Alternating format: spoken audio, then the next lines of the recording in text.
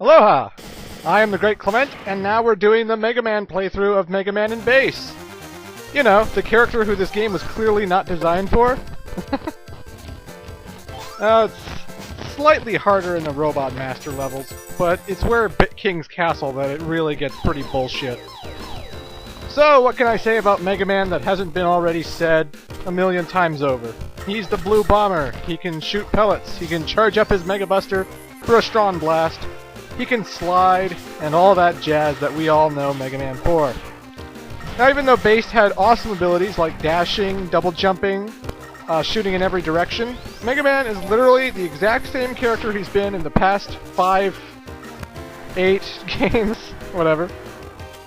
So, he can't shoot upwards, he can't shoot downwards, he can't double jump, he can't dash.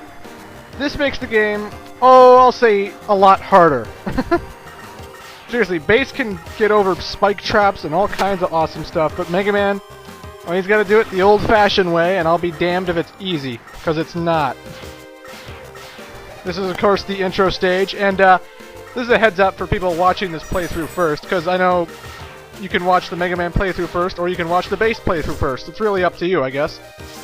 But, I played Base first, and I described all the Robot Master bios and that. I described what King's Castle was all about, and what the Jewel Room, or the Switch Room thing was. So, keep in mind that I'm not going to be discussing that much. If you're looking for an informative commentary for this time around, the only information I'm really relaying is how to play this as Mega Man. I'm not really relaying any information that's new. So, Robot Masters, if you want to look up their bio, go look at my Base videos. But this is the Robot Museum, and Mega Man has a slightly harder time because, of course, he can't double jump. But he can destroy things a lot better. And the one advantage Mega Man does have over Base is that he can move and shoot. Base can only stand still when he shoots. And he can shoot through walls. This is a very, very important thing later. Because Base, as good as he is, he can't shoot through walls, which is pretty fucked up. Another thing that makes Mega Man awesome is that later on he's going to get a lot of things in the shop that are so much better than Base's items in the shop. Oh my god. For one, you can find recovery items, courtesy of Eddie, and a special item that can recharge your health, but we'll get to that when we get to that. The plot literally is pretty much exactly the same. You go through the same levels, you fight the same Robot Masters. The only real difference in the plot is that the ending, of course, is different. And, you know, Mega Man says different things to Proto Man / King / Dr. Wily / whoever you see at the ending of the game. For most of the part, though, the dialogue is pretty much the same, except for this. Huh? It seems that your friend has arrived. I have no time to waste on you anymore. When you play as Base, he doesn't say, your friend has arrived. He just says, another miscreant has come to kill me, or some bullshit like that. I forget. I haven't played it in that long. Proto Man! It's just a scratch. Quite the scratch. I'll take care of this. You go to Dr. Light for repairs. And that's how he got repaired. In Base's playthrough, it's never really explained how he got fixed up. All we know is he was cut in half, Base goes on this big rant, fuck that king, I'm gonna show him who's boss. And then he took off. As for the Green Devil, he's actually weaker when you fight him with Mega Man. Look at this. You just have to keep shooting him with pellets and boom, it's over already. That's not even a challenge. Like I said before in the Base playthrough, Mega Man is a lot more powerful than Base. If you think he's not, you're lying. The Mega Buster owns the Base Buster in every way, shape, and form. Well, not the shape and form in that it can shoot in any direction, but literally, you can take out bosses so much easier. So here's the general consensus.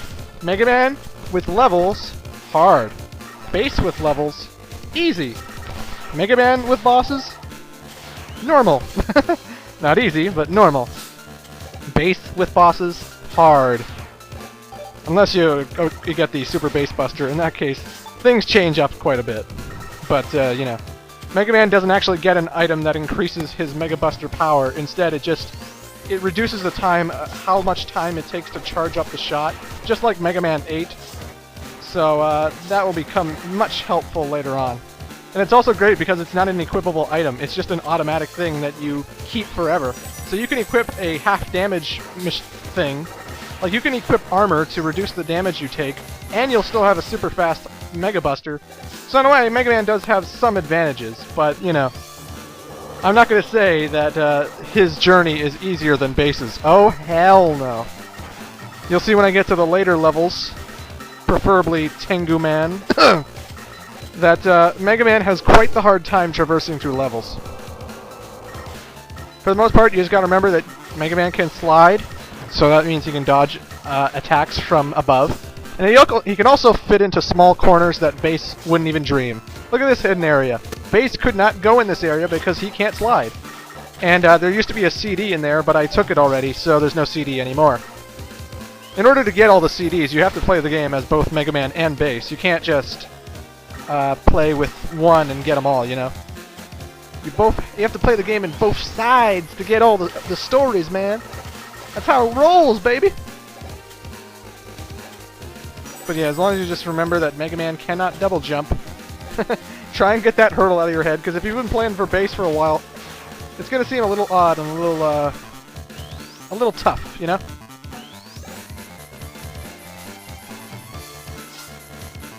But regardless, the pellets, the Mega Buster, it is an awesome weapon, as it always has been, and it will dispose of enemies quite quickly.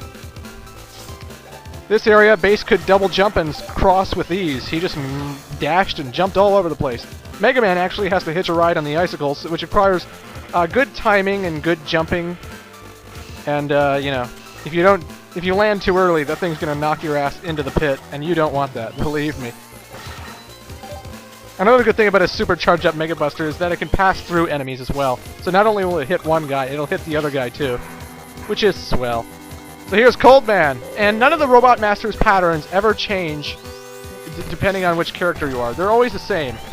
Well, except for one certain boss in King's Castle, but he's not a Robot Master, so I can still say this.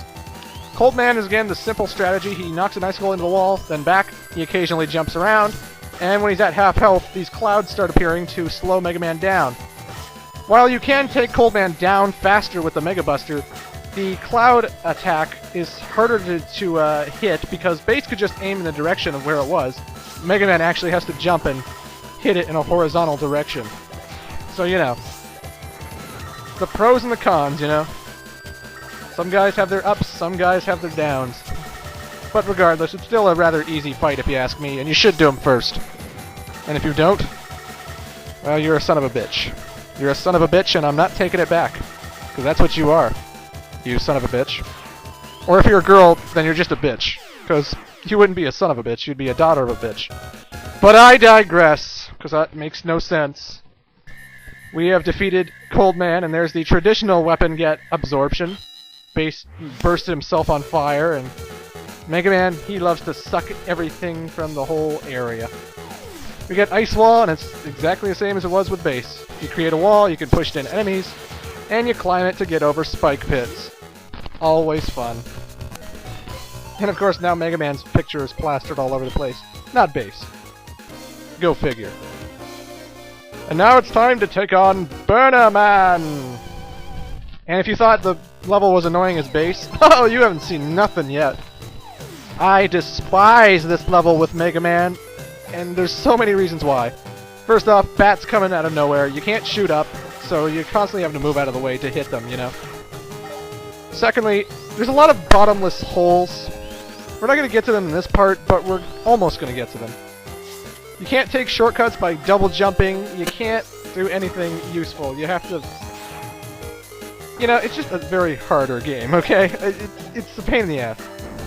I could shoot down at this monkey if I wanted to, or gorilla, robot, gutsman wannabe guy. But, you know, with Mega Man, I have to jump down there to attack him. Yeah. But one advantage of being Mega Man, you can shoot through walls. So, in your face, Base. Blue power-ups are your health, and the, blue with purple in the middle are your weapon energy. Of course, Base had purple power-ups, and Mega Man has blue. So, you know, if you're colorblind, now you know. But we'll see you in part 2 of Mega Man playthrough. See you then.